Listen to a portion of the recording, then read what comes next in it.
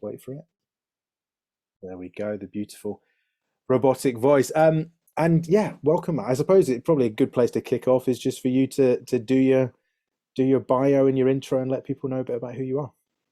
Good afternoon. Thanks, Robbie. Well, good afternoon, everybody. My name is Matt Phillips, and I run PPR, which is a pay-as-you-go PR service specifically designed for startups.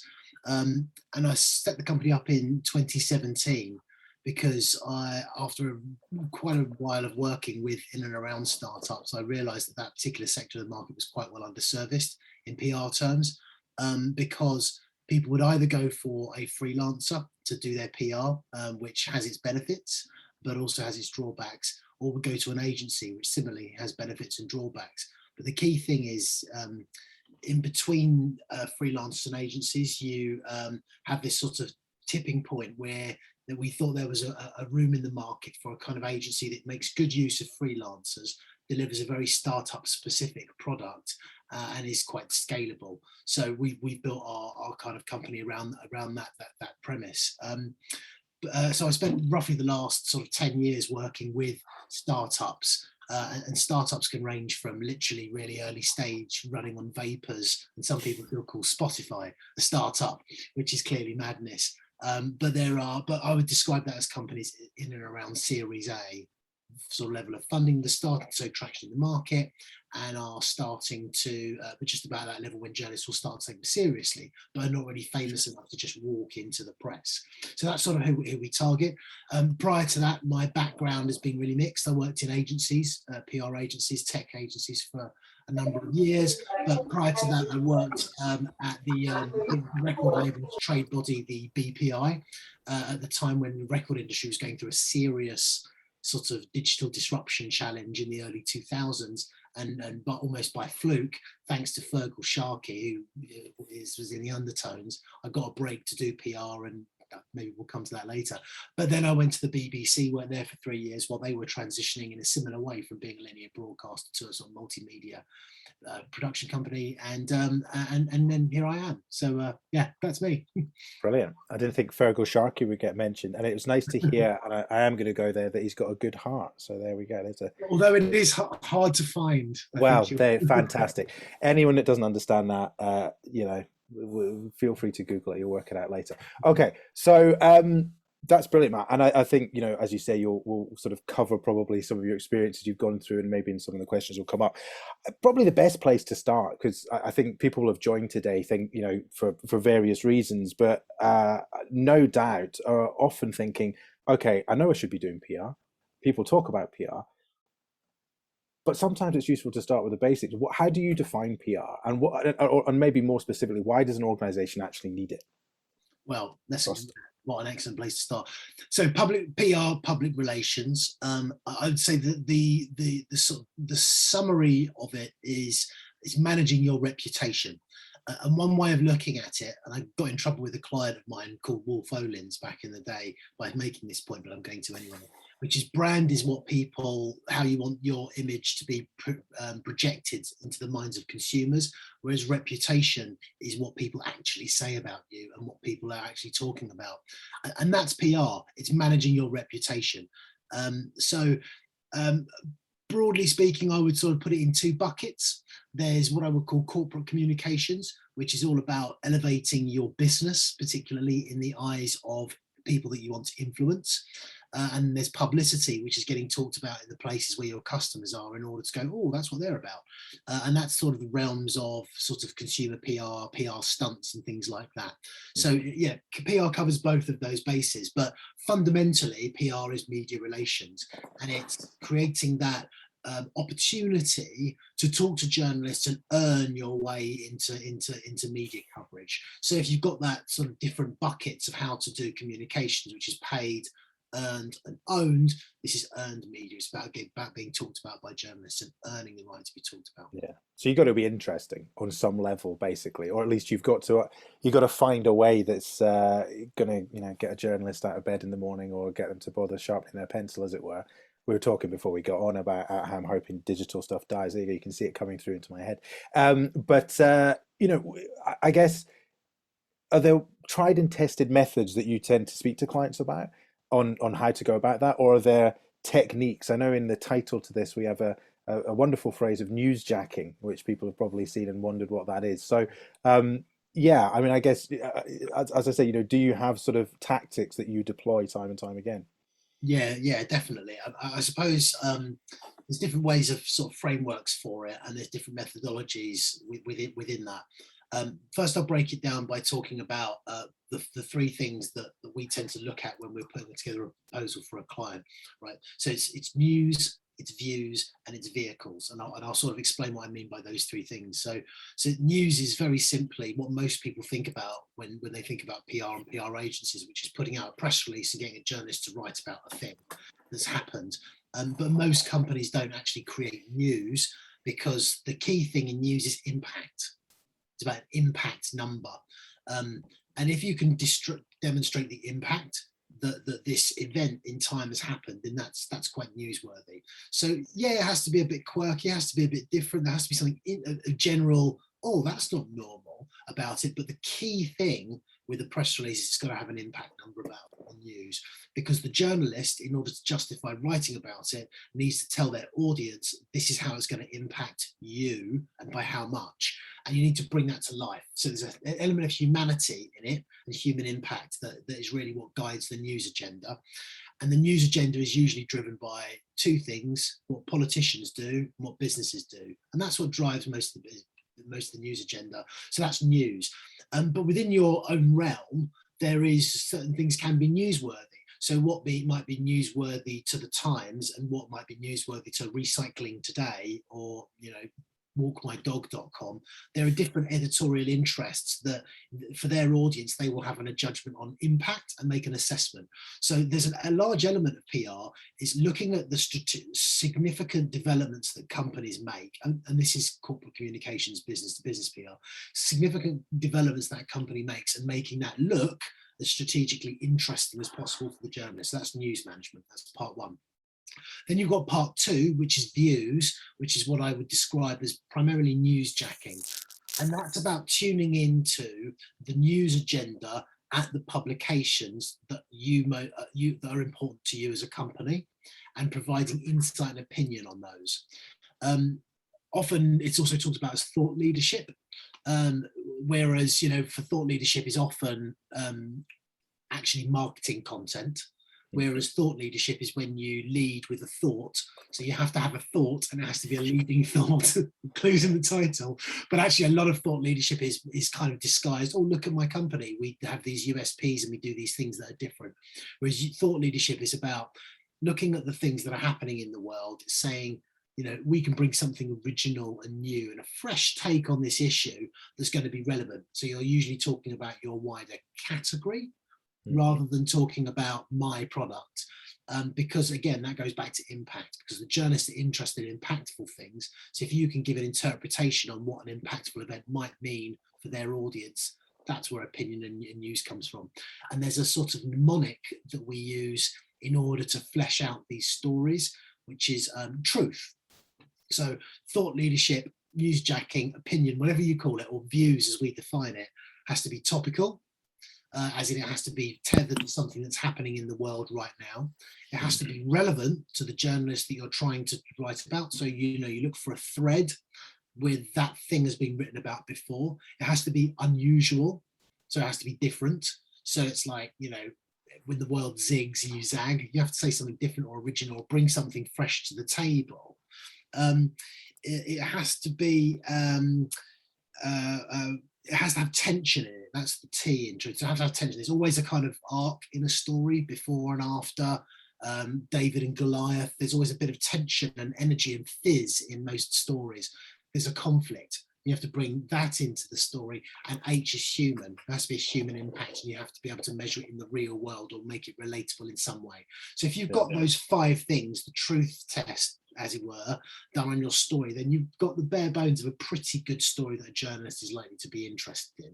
So that's views. So I've done news, I've talked about views, and then you've got vehicles, which is otherwise known as a PR stunt or an activation, or doing a thing that brings your story to life in the real world. And there's, if you look at all of the winners at Cannes for the PR category. These are all examples of big, high-level activations that bring the story to life in a very kind of simple, talkative way. So it could be something as prosaic and simple as a research study that measures the problem that your industry category solves, kind of approach, yeah. Or it could be something very tactical, and people use out-of-home media a lot because innovative out-of-home executions do get people talking, whether it's Stay Puft Marshmallow Man takeover of Waterloo Station that Universal Studios did, whether it's projections on the Houses of Parliament, all those kinds of things, or the brilliant Carlsberg best poster in the world that's been recently talked about, and it comes up all the time. So stuff like that, those are what I call vehicles, real world activations that bring the story to life. Yeah, and that's brilliant. kind of the way I frame it. That's a really useful breakdown of stuff, and I think in two interesting things I take from. I mean, first is in the middle piece there with the truth acronym. Essentially, it's we all see, and Michael and I work with lots of different clients, on a slightly different basis, and we all talk to people. Everyone thinks what they've got is interesting because you've got your head in it day in and day out. Everyone sitting around this virtual table will think the same thing. I think my life's interesting. No one else does, not even my children. But you've got to find those tactics and way to kind of, it's a checklist, right? It's simply a checklist to be able to clarify and what you put your energy into. A lot of what we talk about more generally is where you put your resources. So I think that's really useful. And then the other thing is, I think on that vehicles piece is what's interesting with those examples is, of course, they build on existing collateral, whether that's a sort of IP or it's previous advertising, or it's a character or whatever it might be. And again, sometimes that's a nice way to shore it up. But I think all of that sort of speaks to looking as critically as possible at what you have and accepting sometimes that maybe you have one or two quite cool things and not a lot else. And that's okay if you're small and you're going, or otherwise going big. Off the back of all of those, my ramble, what do you think it is that makes it particularly hard for startups, I guess, to really break into the news? Well, there's a number of things. I think the first thing is there's almost like a PR law of physics, I don't, there's this is great. I love this line. It's in With Nail and I, right? It's classic Richard E. Grant film, right? And he gets the keys to Monty's sort of retreat, and he says, "Free to those that can afford it, very expensive to those that can't." And what he means by that is essentially, if you can, sometimes you reach a point where things have become free and easy to attain, but before that, it's very, very expensive and unachievable. And PR works a little bit like that for startups. So the PR law of physics is generally, until you've reached a level of provable traction in the marketplace, it's going to be extraordinarily hard to get coverage. It doesn't matter how interesting or novel you are, it's really, really difficult. There are exceptions to this. I mean, S4 Capital, for example, didn't struggle to generate coverage from straight off the bat because their founder is Martin Sorrell, who's literally the most famous person in advertising. So in that respect, there's a law of physics, there's a certain degree of brand capital, if you like, that Martin Sorrell built up through years at WPP and years at Davos, and being that person, that go-to first person that people think of. He's built that up over years, whereas startups tend not to have that. The exception is when you've got a founder who's already had a successful exit from a former company and is already a name and has that capital. They carry that reputation into their next venture. So they can say, well, actually, I'm going to put a man on the moon. And they'll go, oh yeah, okay, I can believe that because you've done it before. Whereas for most people, the bar is set much, much higher. So you need to wait for that provable traction, whether it's funding rounds, whether it's that kind of massive first customer that is a real endorsement. So you're looking for that third party endorsement from other people that are famous and have made it in order to validate your brand early on. And there's almost a threshold. And we've chosen around Series A for that reason, because usually companies won't, get there before Series A. It's the kind of the build up to it. So there's things you can do before that, but it's very, very hard. So it's basic brand prominence is the challenge. I think another second reason why startups might find it hard is, and I found this massively in ad tech, thousands of Me Too companies Now, it doesn't mean to say that they're bad companies or necessarily not going to make it, but yet another company that does similar thing, that's kind of leading or proprietary or has a stack or whatever. Those things are difficult for people to get their teeth into. So it's that point of difference that kind of leaps out and goes, ah. Also, there's the founder is profoundly important at early stage startup level. If it's a charismatic, diverse founder, then there is much more appetite to hear from those people, irrespective of what the product is. So it's all of those things that combine. But I would say the first thing is almost that PR law of physics. And the way you get around that is by, when I talked about brand capital, it's building the brand capital of the founder and building them as an opinion leader and getting them much more visible. And over time, when the business starts to gain traction, then when you'll start off with a bit of coverage and opinion and thought leadership, you can place sometimes comments and written opinion pieces in relevant trades to build almost a bit of a digital footprint around your company, whether through earned media, through SEO and things like that. And then at a point, then the journalist will start to go, oh, okay, right, I'm going to start to take them seriously. Yeah, and it's interesting you mentioned obviously the personality of the founder and things as well. And I think sometimes it's, you know, I mean, the point you were making, of course, was about the voices that people want to listen to. But equally, I think that sort of you extrapolate from there to kind of just the sheer willpower that some people have to kind of force themselves upon the agenda and to do things that seems like, I mean, someone like a Richard Branson would be an old school kind of obvious example of someone who forced his way consistently into the you know pages of the news to do things about whatever he was doing, sometimes by cross-dressing, sometimes by you know, chartering planes and whatever else, you know, at short notice to make things happen. Have you got any particularly cute examples, I suppose, maybe stuff you've done, where you've managed to kind of give some, I guess, have someone batting above their weight, as it were? Yeah, I'll give you what I mean. I just want to pick up on that point you made about Richard Branson, which is a really good one. Almost shameless in pursuit of publicity, recognizing how much it drove his business, and as you say, dressing as makeup, putting his makeup on, and doing those kinds of things. There's no story without picture. So that's one of the things that we will often do straight off the bat when we start working with a new client, is take great photos, because that makes all the difference in the world. So if you don't have great photos, and we've got one client at the moment who I won't mention, who is struggling with it a little bit, because although their story is very, very compelling, I need to get the three of them in a room, get a good photo that says this is what they do. It's very difficult to do in practice sometimes, and often founders can be a bit shy about it. It's like, oh, you know, it's not all about me, I don't want to be a peacock, and it's all about the product or about the team. It's like, no, it's this is how business press is done. So you've got to get those photos done.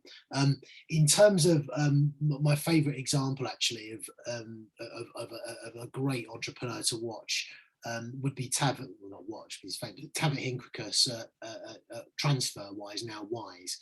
And what he did brilliantly, he understood perfectly the link between his own personal problem that he found in his professional career and the cause of the company and the purpose, and built the culture and everything around it. It just felt, it made sense from the off, and it's a profoundly simple thing. So for those of you who don't know what Wise is, it's one of the fintech darling unicorns in London, and it basically just uses the same principles of peer-to-peer, like file sharing and just connecting two individuals to money exchange. And it used that principle and built a platform around it, massively undercutting the banks and cutting the middleman out the loop. So it had everything in the story. It was tech, it was simple, it was rooted in a problem that he had when he was a coder and working with his mate in Estonia, and they were like transferring money between them. It was like, this is costing a fortune, there's got to be a better way. The light bulb moment, the narrative around the story, almost the hero's journey, if you like, narrative was perfectly and naturally encapsulated. And as a founder, he understood that. So one of the things that they did, the first thing that we did when we did their seed round, this was back in 2012, is that we took the problem that particular company solved, which is money transfer, and we identified a vulnerable population that the press would care about. And in this case, it was pensioners. So we thought, okay, well, how could pensioners benefit from TransferWise, but which pensioners live overseas? oh yeah, there's people in the Costa del Sol who have retired. So how much do they in aggregate pay in money transfer? So we did literally a back of the fag packet calculation, and pensions take a pounding, meet the company challenging the rip-off banks who are exploiting our pensioners overseas. Surprisingly enough, the Telegraph and the Sun went with it, which is unprecedented for a tech company that's just at seed level with barely any customers, which is what they were at the time. So that's a good example of how to do it.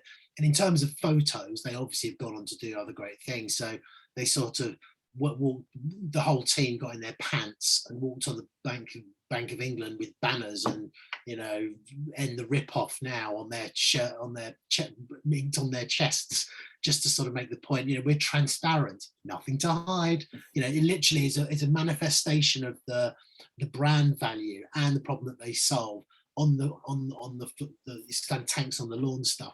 And that really works. So yeah, those are a couple of examples.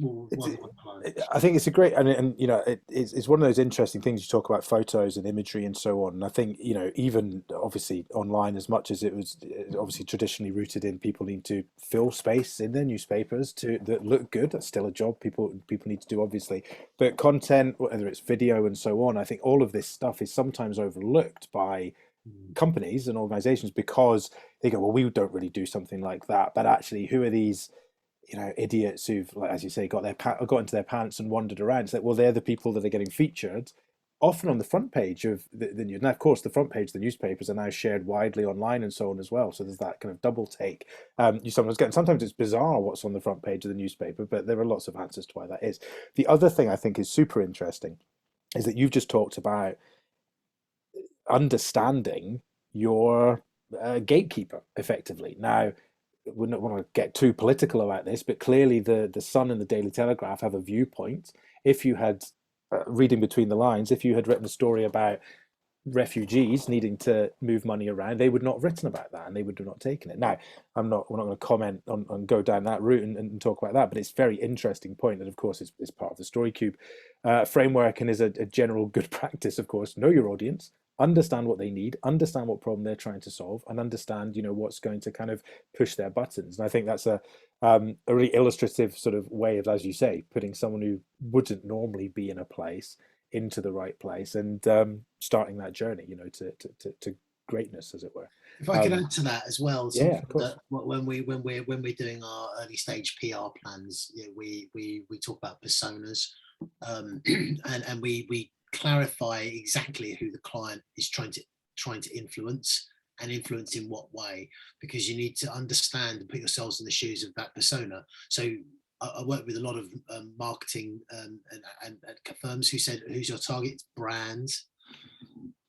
Right, so it needs to be more specific. So you almost need to be able to identify yourself in the story in order to feel that the story is talking to you, and that's something that the journalist needs to feel. So I think for a PR story, you think it needs to be wide. Actually, it's more narrow. And I use those examples of pensioners on the Costa del Sol because that's a group that anyone can sort of see and visualize, and the journalists need to see that. So the specific is so important. Then it's a question of identifying, well, okay, what do I want that audience to do?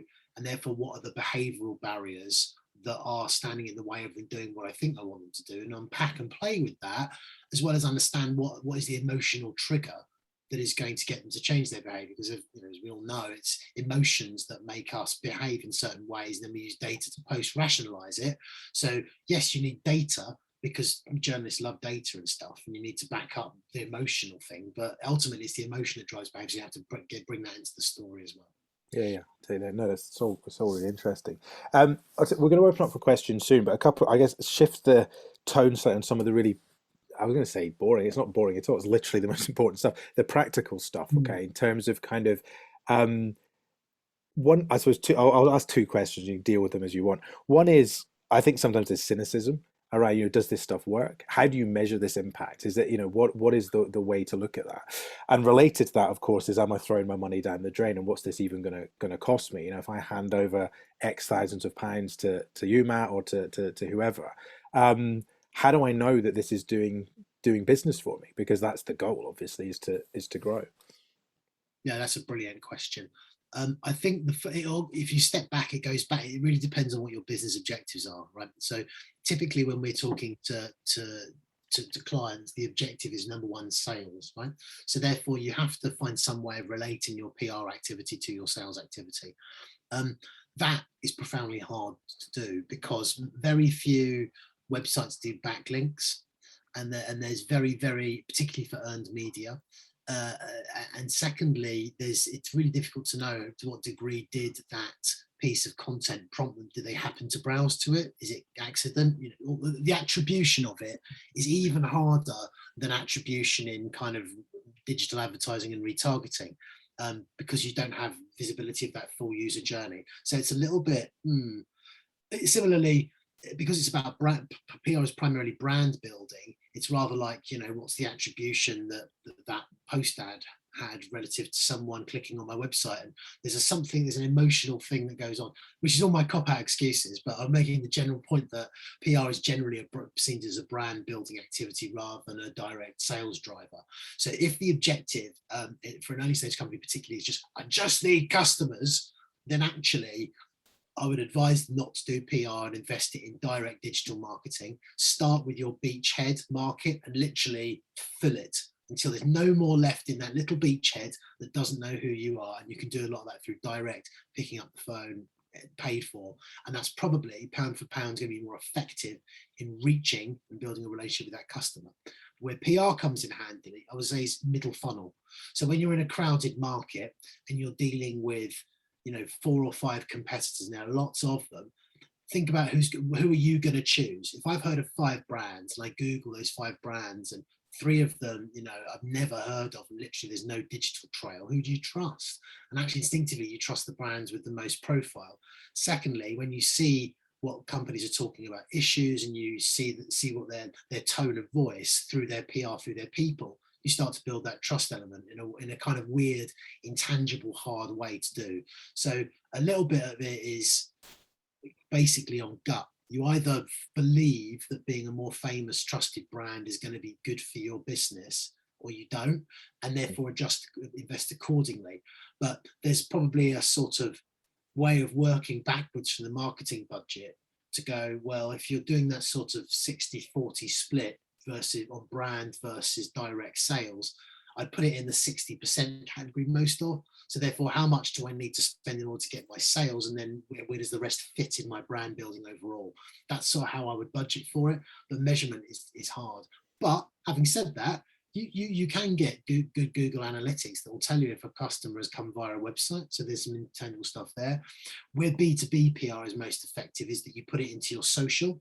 So you post your PR coverage on LinkedIn, and you talk about it, you share it widely, you put it in newsletters and stuff, put it on your website, and those kinds of things. You can sort of track who's come through a PR bit if you've got your sort of CRM and your HubSpot sorted right. So that's one way of doing it. But I would also sort of say you use that press coverage as a reason to ring.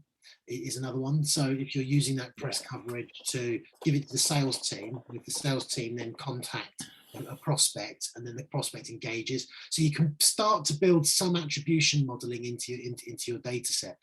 The other one, which is obvious, is if I wanted to win a contract with Amazon and I'm writing an opinion piece saying why Amazon is not doing this well or doing this brilliantly, the one thing I can guarantee is that Amazon will see it, or someone with it, because everyone monitors their own coverage. So things like that, or naming people on certain linked social media. I thought that Jeff Bezos, well, you wouldn't go that high, but you know what I mean. The principle is you name the people, so it provides you with those connective moments and opportunities to contact.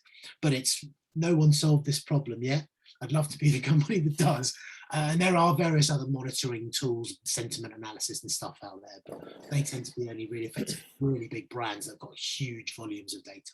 Sure. And I mean, the answer obviously to a lot of these things, you're always doing multiple things. You're throwing a few things at a wall, obviously, but dependent on resource and time and energy and so on. And if the stuff's working, all the graphs move in the right direction, and if it's not, they kind of don't, and you take it forward. I think you make an interesting point though, and this is certainly my experience, or as an entrepreneur more, the reality of getting the big splash in a big piece of media, and this will lead in. I think Kat's asked a question in the chat, but we'll put on your camera in a second, Kat, and we'll get you to ask it properly.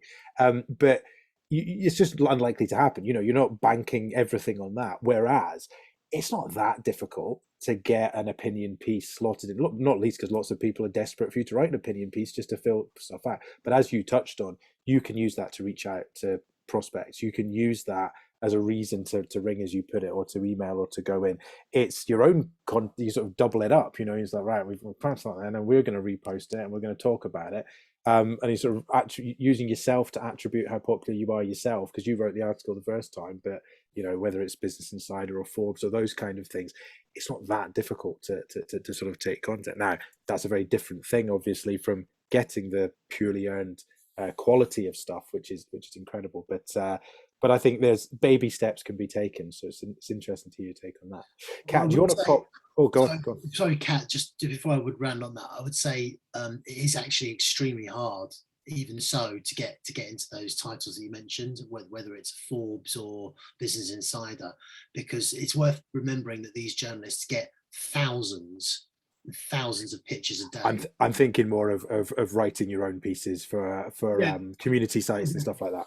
But actually, a good article, a good article that's well written and is compelling, there's great content, will always have a cut above. But they get so many, and increasingly these trade publications particularly they want to sell sponsorship packages. They include thought leadership. So if you look at the drum, you can always see the sponsored content because it's really boring. Because it's stuff that's been paid for, it doesn't have to pass editorial muster. Whereas if you read something that Cameron Clark has gone, yeah, I'll take that, then that's a good, then that's a good sign. If good stuff, the right time, right place, really good, can sometimes break that rule. Oh, absolutely, and it's what's the word? It's can't think of the word, but it's 10,000 times the value. That's the thing. It's exponential. That's the word I was looking for as you go through. But again, the point I was really just making was that you can start even at that bottom of that pile. You can be doing something, and kind of go through. But Kat, you've got a question. Do you want to pop on and ask away? Hi. So I've got my question is about managing those client expectations, because we don't do lots and lots of PR. We're more on the strategic comms and communication side of things, but sometimes people do want a bit of PR support. But I've had a founder say to me, and this is a company that doesn't even have an announcement or a product. They're like, oh yeah, Daily Mail, BBC, that's the low-hanging fruit. I'm like, no.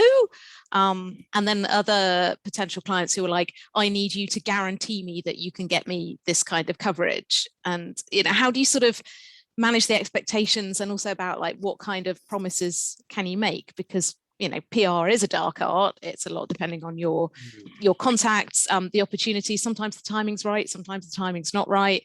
All these kind of things. So how do you really manage the client expectations? It feels very delicate. It's a brilliant question, not least because, as I think Robbie mentioned up front, which is that everyone believes they have the most amazing thing. So you're playing that element of kind of encouragement and constructive, but at the same time it's being realistic about what it is. So a lot of that comes out in conversations. So it's like, as I mentioned, my law of physics thing. You have to say, well, my best judgment, this is what I think. You could go this way, could go that, and you ultimately have to build up that trust over time with the client. So it takes a bit of time. I must remember to share this. There's a Guardian article. It was a kind of contributed piece, literally about 7 years ago, and it sort of talks about different client types in PR. And one of it mentions the Walter Mitty character. That it says they run this average ad tech firm, but they think they're going to be on the cover of Time. We all know people like that believe that, kind of slightly delusional. Kind of filter them out at early stages, or one tactic from a PR agency point of view is play up to the vanity, sign them up to a massive retainer and just wait to be fired. Kind of the Chelsea FC approach. So look, you could do that. So that isn't the business model that we've done, and actually we've deliberately created a business model that kind of mitigates against that, which is a kind of pay-as-you-go model, which I won't go into here, but essentially it removes the retainer, which can particularly in PR, because as you say, Kat, you can't guarantee anything. You can only say, in my best judgment, it might go this way, rather like a lawyer. I can't guarantee you win the case, but I can give you a good showing based on the facts and professional advice that I can give you, and right time, right place. So, you know, we try and manage that as we go, bit of building trust, but also just playing back to the client in real time. It's so easy to say, yeah, of course we can take care of that for you, because when you're in a services economy, it's what we do, we serve, right? And it's always difficult. It's the ongoing non-solvable problem in PR is my rambling answer to that question, which I hope some of which is helpful. I think sometimes one thing that I mean, we as Matt says, we've all worked with people. I used to have someone I'd worked with who would constantly say, "We need to get the client to do a Google Doodle," and you're like, "That is not possible. That is fundamentally not a possible thing to do." Well, someone can sort it out. Okay, well, I'll go home and ignore you now for 48 hours, and we'll come back and tell you no again tomorrow. But sometimes the reality, a functional reality, can be to look at a competition. I would say, say, well, who are you comparing yourself to, and what coverage are they getting? Because it's very easy. It's at least easier, unless they're completely nuts, in which case I would agree, ignore them, sadly. But to say, you're competing with this organization who is not getting that coverage, or if you're trying to say that you think you are Apple or Nike or whoever it is, or Red Bull or whoever you're comparing yourself to, it's pretty easy by looking at turnover figures and size of staff and investment into so and so forth. So that is not going to be the case.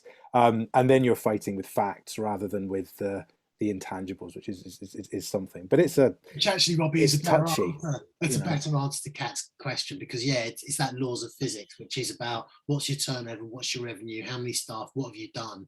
I think it's when we measure brand, this thing I mentioned earlier, which is brand capital, you look at it in terms of power, presence, and reputation, which is what is my provable market power, what is my potential influence on the world. So it might be that I consider Google in my competitive set, but they're not my competition in that respect by any stretch.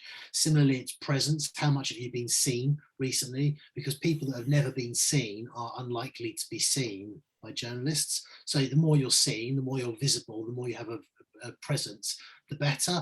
And then reputation is what other people say about you. So if you can work on those three things and then play back to the client well, your competitor is twice the size, has won loads of awards, and has been on, in TechCrunch 17 times in the last 12 years.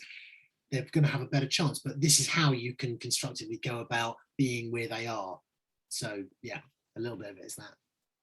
So helpful, Kat. Give you a step. Fantastic. Luke, you got your hand up. Go for it. Hi there. Thanks for the tips so far. And sorry, I was lurking with the camera off. I've got a bit of a touch and go connection, so it's sometimes a bit easier. But yeah, my question. So I work for an organization that runs innovation programs for social enterprises. And so we often do like events where there's kind of like showcases, and that's around the time we often try and engage press. And obviously in the past 2 years, that's become increasingly an online format. My question is basically, do you feel that we're barking up the wrong tree trying to get people to still attend online events, given the kind of, I don't know, fatigue that maybe people have with staring at the screens all the time? Would our efforts be better placed elsewhere, or is there actually a reason to still do that? There's a couple of PR elements to that question, which I'll come to. My first gut is just a gut instinct that just as a personal sort of feel.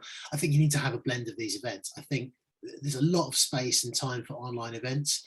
They need to be short, like an hour, and quite pithy and very well structured, so that you get a sense of, right, that's what I'm going in, that's what I'm going to get. And there's also a sense of narrative that comes out of it. So I think that there's that. No substitute for in-person events. I think when they're coming back, because people just love the experience, and all the serendipitous things you get from bumping into each other as rooms. If we were all in a room together, we'd probably have another hour's great conversation just knocking around, but you don't have that. So I think getting, in-person events are still massively important.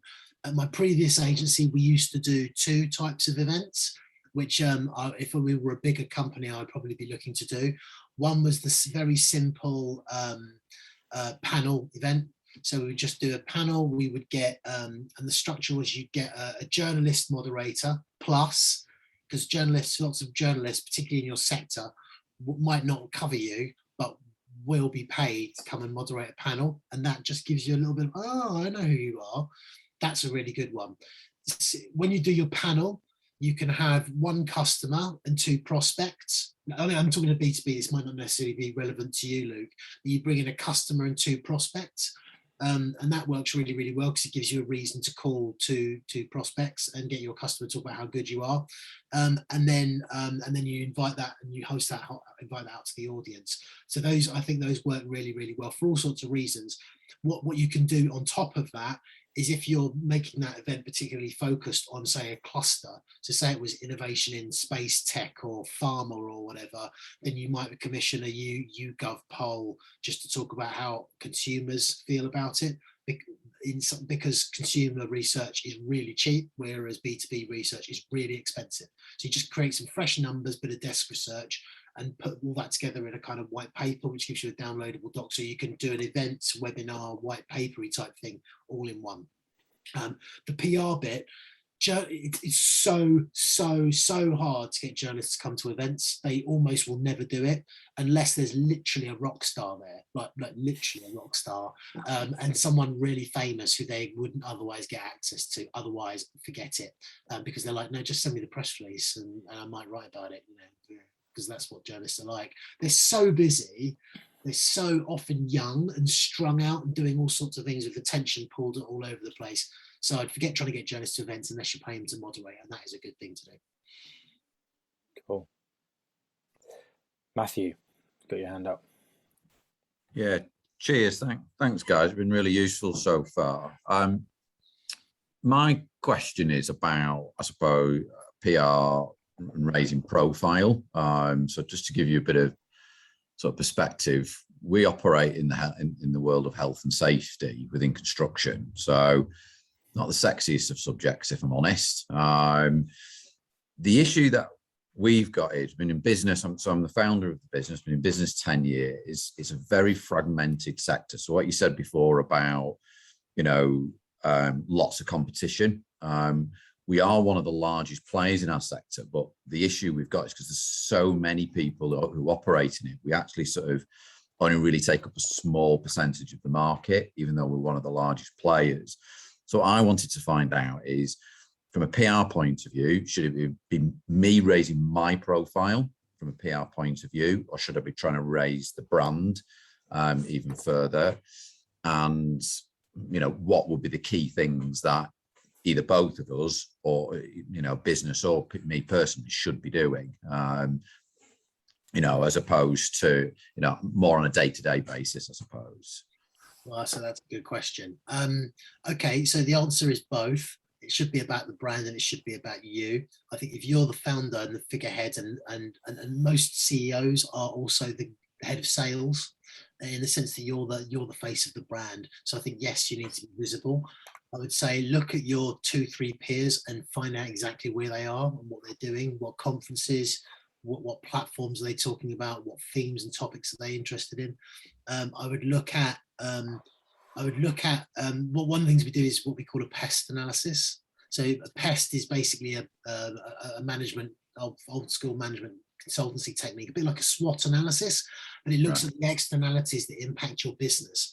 And those are the things that journalists are interested in. So it's the political things, it's the economic things. So depending on what category of construction you're in, but for example, obviously Grenfell had a massive focus on the quality of buildings in construction. It was a very real talking point, and that's an ongoing issue that's got political narrative around it. So talking about that is one of the ways in which you can establish yourself as an authority on the topic. Similarly, it could be the economic thing, so big business developments that are happening in your sector. So I don't know the biggest construction firms on the planet. I know it's huge. I know there's a big issue with emissions. I think construction sector I think is about 1/3 of global emissions. It's massive.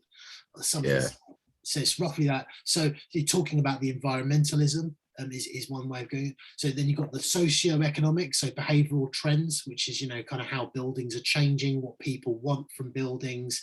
how the sector's changing, and then technical, which is how technology is influencing the sector, PEST.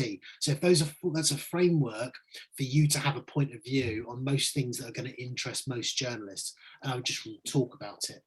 Create a content calendar, get into your content marketing, just get talking, and use that as a way to connect with, ultimately, and relate it to the core customers who you're going after. And that's a personal thing that you can do, and using social media, and there's the beginnings of a PR campaign as well. Then when it comes to the brand, I've got a big thing about USPs. In a sense, I don't believe that any company really has a single USP. Rather, they have 3 or 4 uniques that blended together make you quite different. And there will be 3 key things that make you different from your closest peers.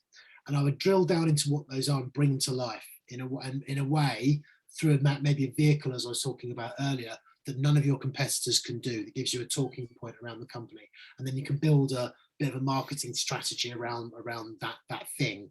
And it might be a mixture of values, it might be a blend of services, it might be something slightly different to what the other competitors do. And that's how I would get started. Brilliant, thank you. Cool. Yeah, it's interesting. I mean, I think that we say exactly the same thing in Storycube content. It sounds like you've been through the course, Matt.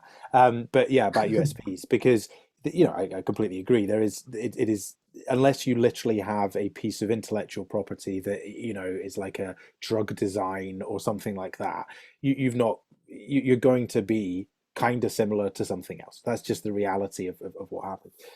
But that blend can be really interesting. I mean, I'm just minded a little bit of I was saying to Matt before, my wife used to work in PR. She's now a wedding planner and runs a quite successful wedding planning business. But one of the things they do regularly is style shoots, right? To create things. But they do things that are slightly. They once did one that was basically a couple of vampires. It was a video and photos and stuff like that, getting married, and there was blood and knives and things like that. But a very high end, stylish kind of thing.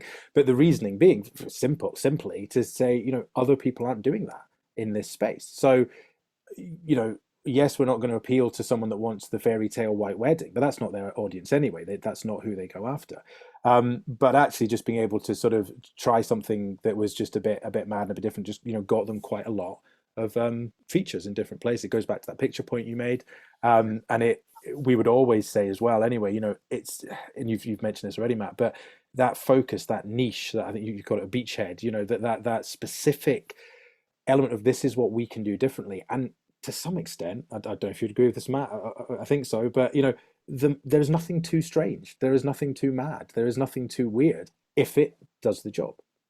I saw a great post this morning from a copywriter I follow who made the point that it's a year to the date that Donald Trump held his failure speech outside the Garden Centre, 4 Seasons, or whatever Garden it was. Centre. Yeah. And the point, he was making the point actually that the Garden Centre said yes. And that was what I made. Apparently they got $1.3 million in billings over the following month. Wow. Which is amazing. But the point is, it's bonkers. Never underestimate the power of humour and craziness and oddness in getting attention.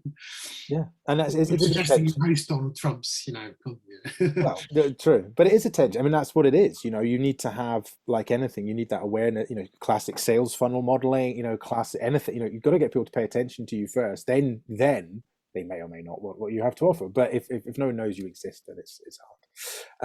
Did I see a hand go up? And then Dan, I don't know. I just saw something go crazy.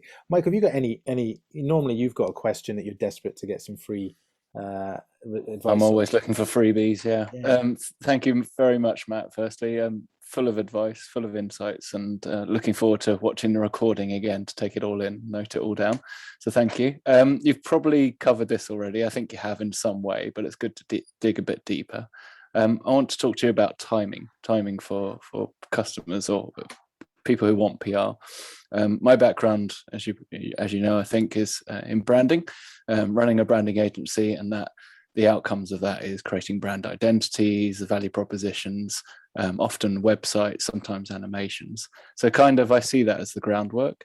And generally, you might disagree, but I see it as that's one of the first steps of a company to solidify who they are, what they want to communicate. Obviously then to work on their product or service, and PR comes a little bit further down the road.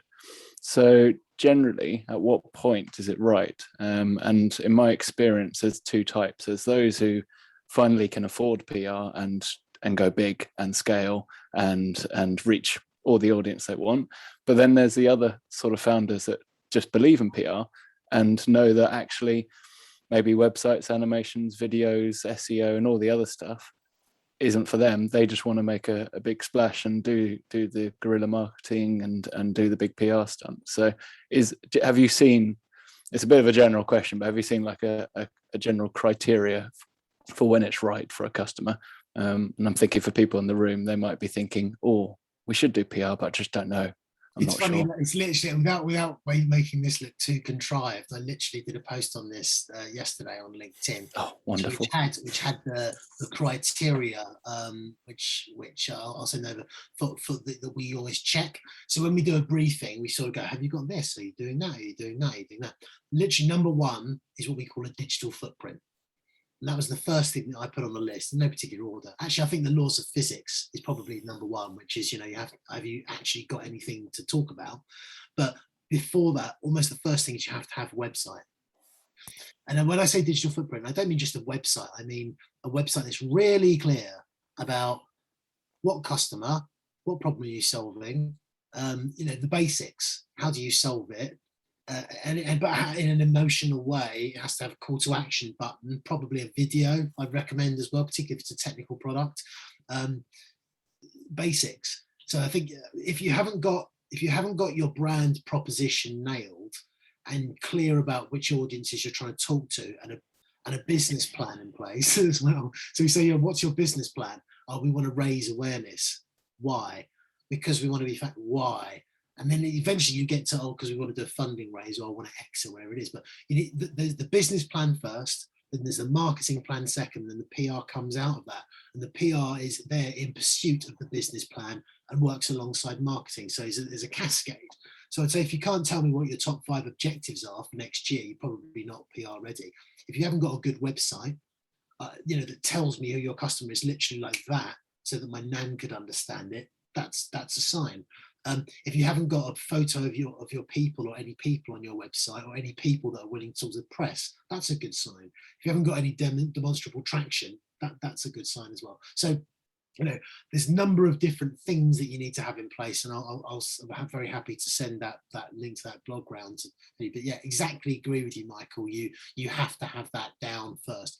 Now, the journalists aren't going to go, I can see from the website they're talking to this customer and the proposition's important. It's not so much that, because you can still deliver PR through all the mechanisms that I've talked about, but as a hygiene test and a kind of sense check, the journalist will look you up and they'll go, well, this makes no sense at all.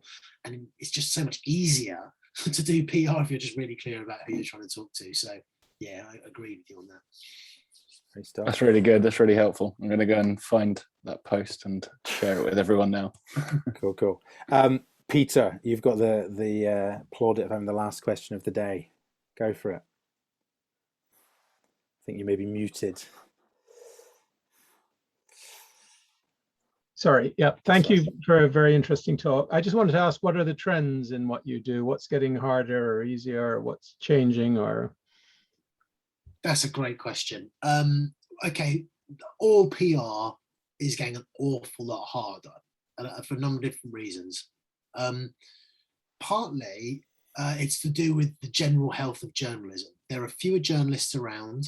They're getting younger, and cheaper. And it's largely because of our friends Alphabet, in my view. But ultimately, there's so much money being taken out of journalism over the last sort of 20 years. So that makes there's fewer titles. So just getting attention is that much harder. That's one trend, and that unfortunately is continuing. I think the second trend is, and that was really exacerbated also over lockdown, because over lockdown, their primary source of revenue, which is usually events, a lot of trade publications were just really struggling. I think also, which is really hard during lockdown, was the fact that a lot of journalists were working remotely rather than in the newsroom. So in terms of the way news gathering worked, it was the editor would say, go and write the story on the 5 big companies, and the opportunities for smaller companies were harder. So journalism is getting harder and harder as we go. I suppose it's getting more and more multimedia. The requirements for great photos, great imagery is really, really important. I think another trend is it's another thing that makes it actually harder for us at the moment. We used to find it relatively straightforward to get people on telly with a good pitch, but because by saying we could get a good person in the studio, whereas now we've just had 18 months of being able to talk to literally anyone on the planet on Zoom, and that's acceptable for 10 o'clock news. So it's much harder to get people that aren't really famous because they've got literally experts at their fingertips. So that has got a little harder. Those are probably the main sort of macro trends in PR as far as I'm concerned. Yeah, those are the first things that come to mind. Good, thank you.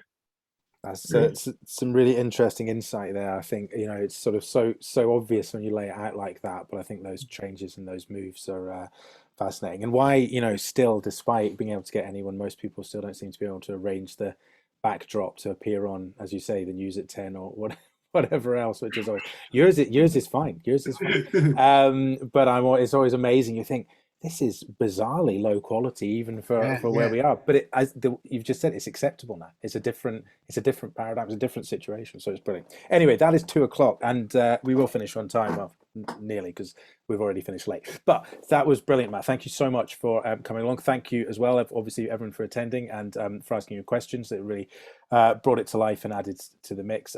Michael's popped in the chat various bits, but you'll get an email with the recording, as well as, I suppose we could share any links and things that are of use. But yeah, do feel free, I'm sure, to connect with Matt and say hello and so on. And we will do another one of these in January, I think. We're not doing one next month, are we, Michael? Are we? No. We are. We've got 2 more, Robbie. We've got 2 more. We've got another one on the 25th of November, R&D tax. I said 25th of December. No, not December.